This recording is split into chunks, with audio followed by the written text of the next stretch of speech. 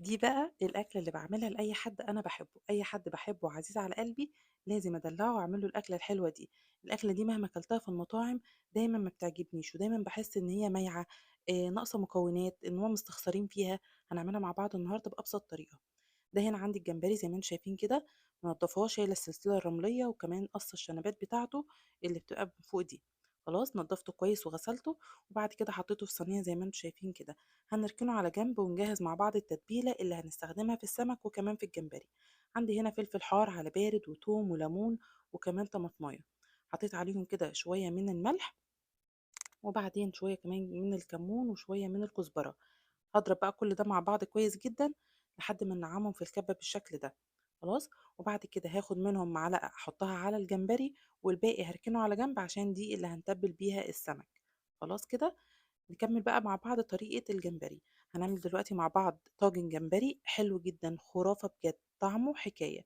معايا هنا بصلاية زي ما انتم شايفين كده، ببدأ ان انا اقطع جوليان بالشكل ده، وكمان طماطماية بقطعها بنفس الطريقة، وكمان فلفل حار بقى، فلفل بارد المتوفر عندك. حطيت هنا كده كان عندي نص فلفلاية كده حطيتها اخضر بارد، حطيتها واعتمدت ان انا حاطة فلفل حار في التتبيلة بتاعة السمك فما زودتش عشان ما تبقاش حر قوي. بعد كده حطيت بقى شويه من الملح والكمون والكزبره، وحطيت كمان عود من الكزبره الخضراء، قطعتها بالشكل ده كده. دي كده كل المكونات اللي احنا هنحطها على طاجن الجمبري. تقدري بقى ترفعيه على النار، تحطي له بقى شويه ميه لو عايزه شوربه، تقدري ان انت تسيبيه كده يبقى ناشف كده ومتحمص، يبقى جميل جدا. ركنته بقى على النار، وبعد كده نعمل مع بعض شوربة السي فود. عندي هنا الجمبري أنا منضفاه تقشير كامل، وعندي بصلاية صغيرة وثلاث فصوص من الثوم. مش هنزود عن كده، احنا مش عايزين بصل كتير في الوصفة دي. هي بس بصلاية صغيرة خالص وثلاث فصوص من الثوم، مش أكتر من كده. ضربتهم ورفعتهم على النار وحطيت عليهم بقى شوية من الزيت، وأول ما دبلوا كده نزلت عليهم بالجمبري اللي احنا مقشرينه. حطيت عليهم كمان رشة كده من الكمون، وقلبتهم مع بعض وبفضل اقلب فيهم لحد ما ينزل ميته. يعني هنا كده انا ما كنتش ضفت ليه اي ميه خالص، دي الميه بتاعت الجمبري نزلت.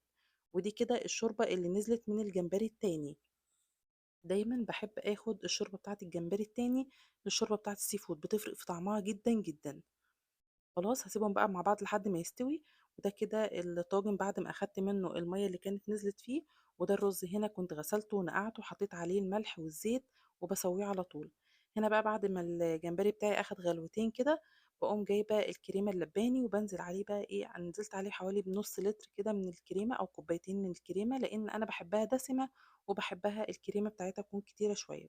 لو ما عندكيش كريمة تقدري تستغني عنها وتعملي قوام زي قوام البشاميل كده وتزوديه قشطة، هيديكي برضو نفس النتيجة.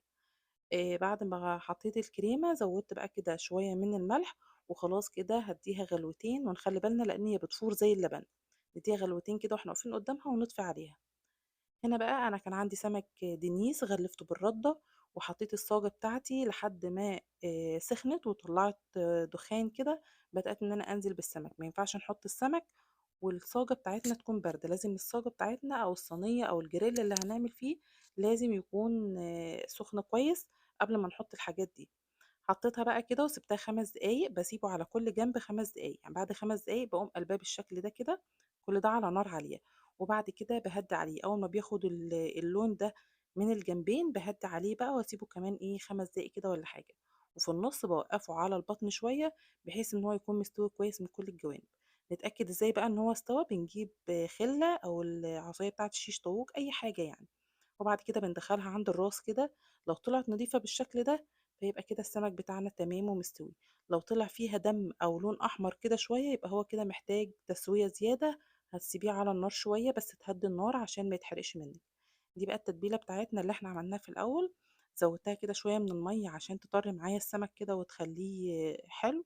وبعد كده بدأت إن أنا أشرّب السمك، وقلبته على الجنب التاني وبرضه وزّعت عليه باقي التتبيلة بالشكل ده. طريقة حلوة جدًا وسهلة جدًا، جدًا، ومستحيل أي مطعم يطلّع لِك الأكلة دي بالجودة اللي أنتِ بتعمليها فيه في البيت. بجد طريقة ممتازة، أنصحكم جدًا إن أنتم تجرّبوها. أتمنى الطريقة تكون عجبتكم، يا ريت لو عجبكم تعملوا لايك وشير. باي باي.